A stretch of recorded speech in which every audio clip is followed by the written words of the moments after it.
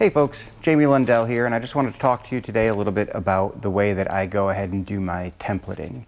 So if I'm trying to create a shape, and I want to keep it symmetrical, and I'm looking at like doing a guard, or let's say, the best way to do it, obviously, is to like lay it out on something like a grid paper.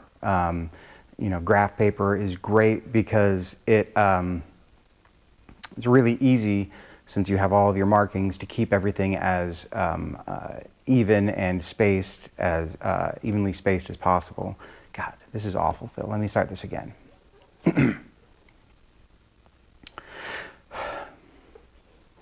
Hey folks, Jamie Lundell here, and I just wanted to talk to you a little bit today about templating and how I go ahead and do that for my pieces. One of the things that I like to do is I like to use graph paper. Having that fine grid makes it really easy to keep things symmetrical. It's easy to count out your spaces and make sure that everything is looking good. And so I often will draw what I'm intending to create out onto graph paper. But then one difficulty with that is that once you have it on the graph paper, it's not really easy to transfer a mark from that graph paper onto something else. You can go ahead and cut it out, but what ends up happening is that, since it's just paper, the edges will move, and, it's not necessarily great. So what I've started doing is just getting some spray adhesive and throwing my graph paper onto masonite. So now I have a stiff surface that I can draw out. This is going to be a D-guard. I can draw out my piece, make sure everything is looking nice and symmetrical. I can then go to the bandsaw, cut this out, and I have a stiff template that I can then trace onto whatever type of material that I'm going to be using to create the piece. The other thing that is helpful is, if you're doing something like a design that wraps around something, using cardstock is a good way to go because it is a little bit stiffer. I like the masonite for something that's going to end up being, that I can template flat. But if I have to do, like a fitting for a scabbard, say, using a piece of cardstock or some like cardboard, not corrugated cardboard, but something like a cereal box is made from, for say, because that gives you the stiffness to then be able to trace, and it also allows you to create that three-dimensional shape, draw what you want, like if you're going around a wood core or per se. You can then wrap that piece around, draw everything out, open it up, and now you have all of your lengths and everything. A thing to consider though is that if your cardboard is much thinner than the material that you're going to be using, some of those distances are going to change. So you want to use a fairly thick cardboard for that if you can. If you can match the thickness of the material that you're going to be using, that obviously is ideal. And if you're a little bit thinner, you just add a little bit of extra material on there, on your ends, and then you can kind of finagle things in from there. But that's kind of the basic way that I go about doing this. So you can see I have my template here. And at this point I can go ahead and take this to the bandsaw, cut it out, and then transfer it over to, it's going to end up being copper for this piece. So we can go ahead and do that.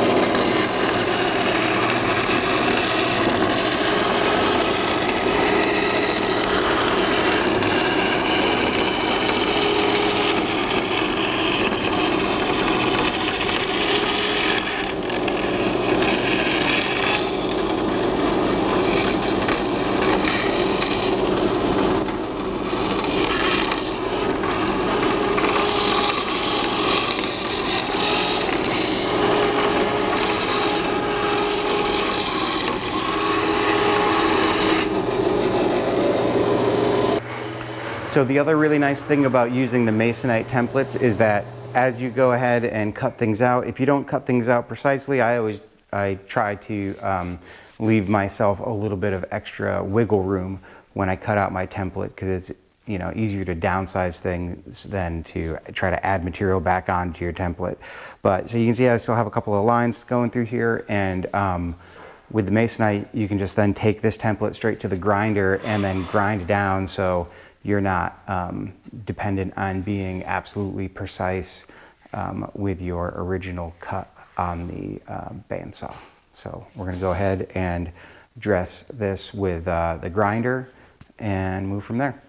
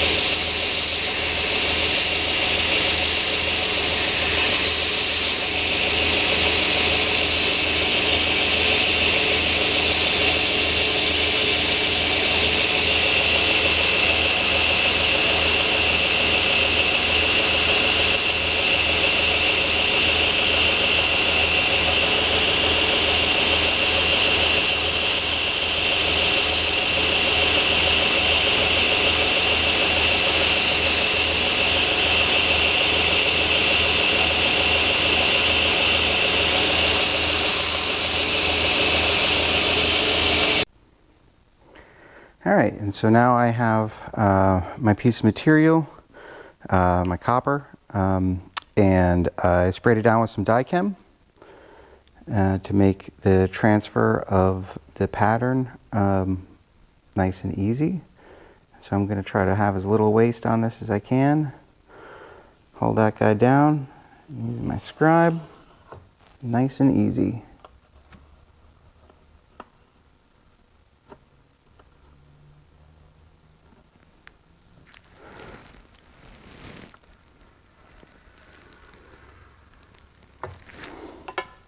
There it is.